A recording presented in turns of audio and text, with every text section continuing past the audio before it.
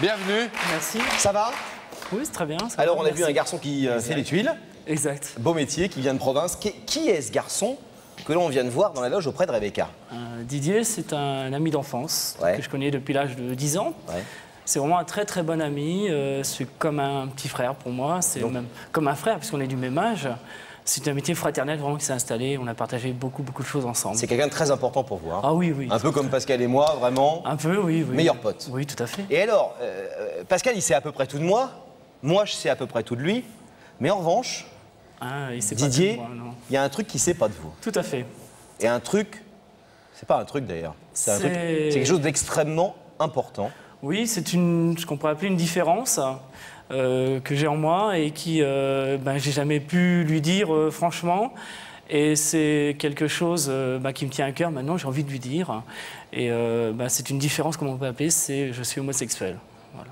D'accord. C'est-à-dire que vous êtes homosexuel et vous n'avez jamais dit à votre meilleur ami que vous étiez homosexuel. Non, jamais. Jamais. Je lui ai toujours caché de peur de perdre cette amitié parce qu'il représente beaucoup. Et j'ai aussi beaucoup d'amis autour de lui et ils savent que Didier et moi, c'est vraiment une très grande amitié. Et donc voilà, c'est vraiment la peur de le perdre. Alors Lionel, avant d'aller plus loin avec vous, on va essayer de comprendre au travers du récit de ces 20 ans d'amitié, pourquoi et comment vous n'avez jamais réussi à avouer à votre meilleur ami que vous étiez homosexuel. L comme Lionel, D comme Didier. Ces deux-là ont décidé de vivre l'amitié avec un grand A. Alors depuis les bancs du collège, ils ne se quittent plus, dévorant l'adolescence entre sourires et éclats de rire. Le roman photo de leurs jeunes années laisse apparaître deux garçons qui aiment les filles, les flirts et la fête. Quoi de plus naturel, quoi de plus conventionnel? Et confidence pour confidence, ces deux-là se disent tout, absolument tout. L'amitié n'a pas de secret, quoique. Et puis vient le temps où l'on construit sa vie. Lionel apprend l'art de la cuisine sous l'œil complice de son meilleur ami. On se soutient comme on s'aime, deux frères en somme. On partage les bons et les moins bons moments de cette vie qui nous sublime et qui à chaque instant paraît renforcer la complicité. Et puis Didier rencontre l'amour, alors que Lionel reste seul. Trop seul, Lionel. Ne cacherait-il pas quelque chose? Au fond de son cœur, un secret qui devient trop lourd à porter depuis l'âge où les certitudes sexuelles se révèlent. Il voudrait s'arrêter de mentir, enlever ce poids qui l'empêche de respirer, avouer sa différence, celle qui dérange, cette préférence dont il a peur de parler. Lionel préfère les hommes. Lionel est homosexuel. Ce soir, un homme veut avouer à un autre homme, à son meilleur ami, un secret trop longtemps gardé, son amour pour les hommes. L'amitié entre Lionel et Didier sera-t-elle assez forte pour accepter un mensonge qui a duré plus de 20 ans? Ça, on va le savoir dans quelques instants. Et puis on va peut-être encore plus que d'habitude voir ce que le mot amitié veut dire. Ça a été dur de lui mentir pendant comme ça 20 ans.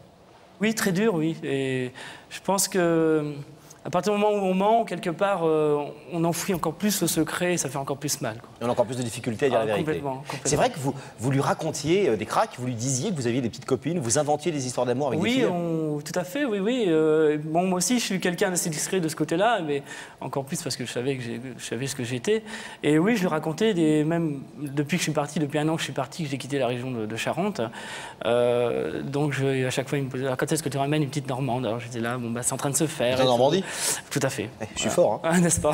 Ça a un petit peu été un facteur décisif dans le fait que vous ayez quitté la région, le fait justement que vous en aviez marre de vous cacher par rapport à lui. Tout à fait. Et de pouvoir vivre votre homosexualité au grand jour dans une nouvelle région. Voilà, c'est cela.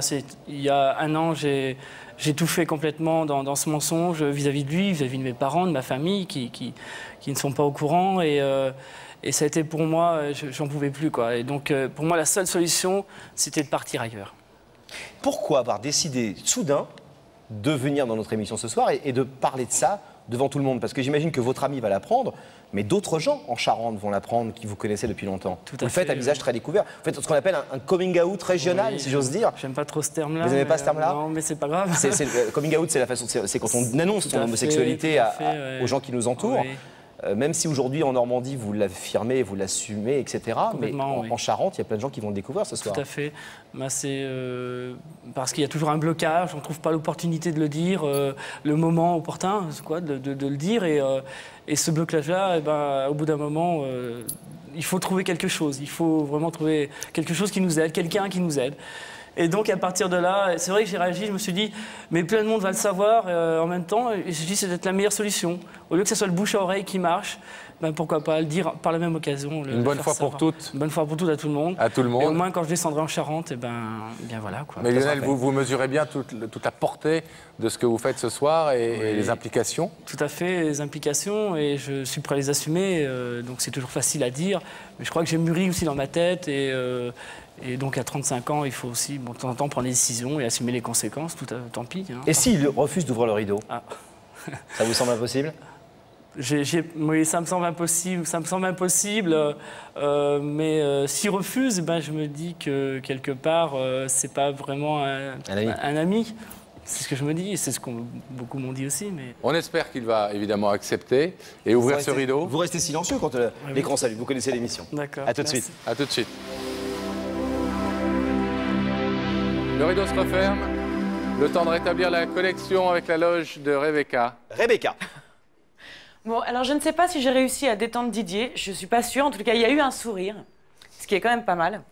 Didier, je vais vous demander de vous lever. La vérité est au bout du couloir et vous allez suivre Sam.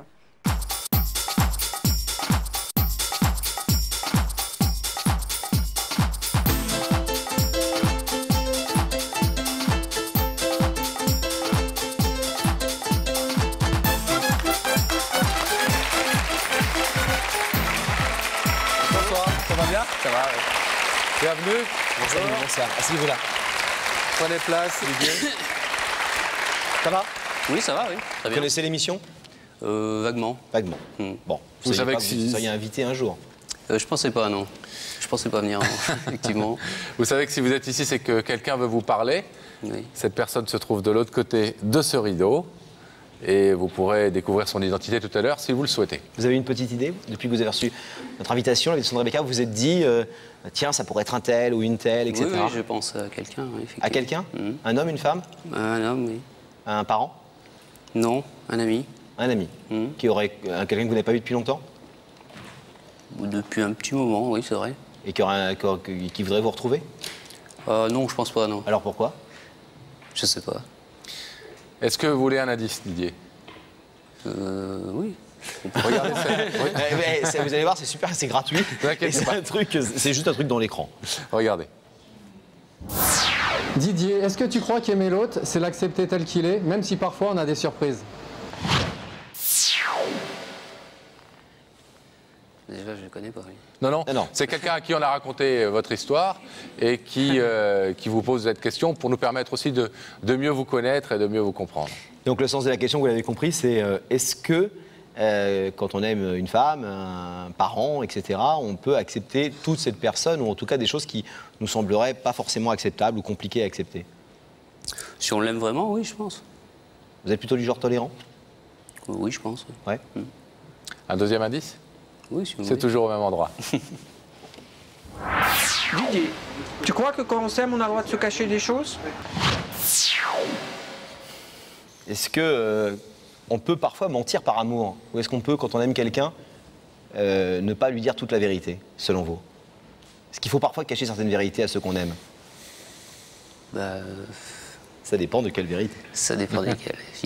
Oui. Ou vous êtes plutôt du genre à tout dire et à être extrêmement cash et à ce que... Non, non, non, pas vraiment. Oui. Pas vraiment? Non. Vous avez des zones d'ombre comme ça? Oui. Ouais. Oui. Alors Didier, est-ce que vous voulez découvrir justement qui se trouve de l'autre côté de ce rideau? Quelle est cette personne qui vous a invité ce soir? Bah oui, j'aimerais bien. On y va? Je suis là. Je suis pas venu pour rien. Je vais vous demander de fixer cet écran et le visage de cette personne va y apparaître dans quelques secondes. Je m'en doutais. Vous en doutiez? Ouais. Lionel, Oui. c'est à vous de parler à votre C'est meilleur à moi. ami.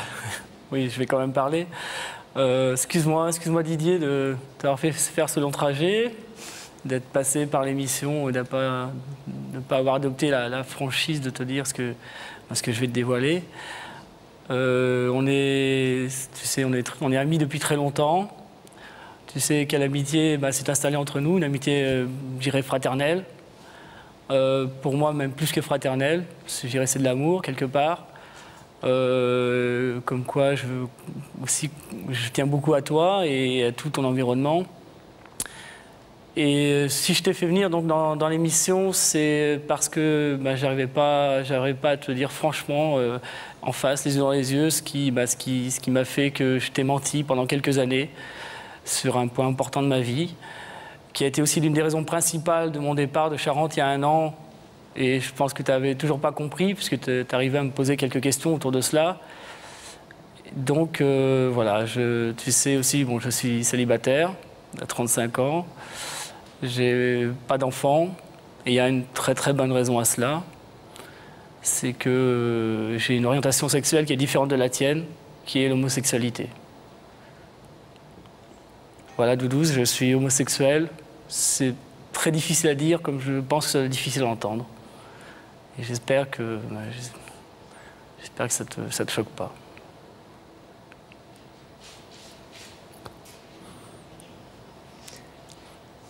C'est sa vie, hein. Ça ne me regarde pas.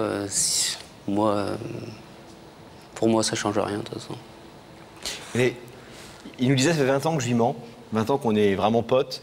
Et je lui mens, je me suis inventé même des histoires d'amour avec des filles parfois. Et il m'a posé des questions. Et j'ai toujours entretenu comme ça auprès de mes proches une espèce de mensonge permanent qui m'étouffait, j'en pouvais plus de mentir. Vous n'avez jamais vraiment eu des doutes ou vous vous êtes jamais dit je sais, mais j'ai pas envie de me poser plus de questions que ça, et puis quelque part, c'est sa vie. Oui, je crois que c'est plus ça. J'ai jamais vraiment eu envie de savoir vraiment, quoi. J'aurais pu lui demander. Je lui ai jamais demandé. Des doutes? Non, pas spécialement. Non? Non. Alors vous pensiez qu'il y avait vraiment avec des filles, mais bon, donc c'est pour ça. Vous l'avez vu avec des filles? Oui. Bah alors? Traître. Oui, tout à fait. Ça fait partie des mensonges. D'ailleurs, je m'en excuse auprès des filles qui sont concernées, mais ça fait partie des mensonges. Et malheureusement, même si on n'aime pas faire cela, quelque part, on se sent un peu obligé de passer par cela. Et voilà, quoi. Parce de s'inventer une vie sociale, c'est ça? Oui, tout à fait, tout à fait. Et parce que on n'est pas prêt à le dévoiler. Et puis on a peur de faire mal aux autres aussi et de les perdre. Didier, je vais vous demander de vous lever, s'il vous plaît, de vous placer ici face à ce rideau qui vous sépare pour l'instant de Lionel. Ce rideau, vous le savez, il a une valeur symbolique. Vous pouvez l'ouvrir ou le laisser fermer. Lionel, il est venu ce soir vous demander à la fois pardon d'un mensonge qui a duré longtemps et en même temps vous demander de l'accepter tel qu'il est, tel qu'il veut s'assumer aujourd'hui, c'est-à-dire homosexuel. Vous pouvez laisser ce rideau fermé, repartir tranquillement. Vous pouvez aussi l'ouvrir, ce qui est la preuve que vous acceptez sa demande. Qu'est-ce que vous faites? Non, je demande à ce que le rideau s'ouvre et je serais très content de le voir. Alors on ouvre le rideau.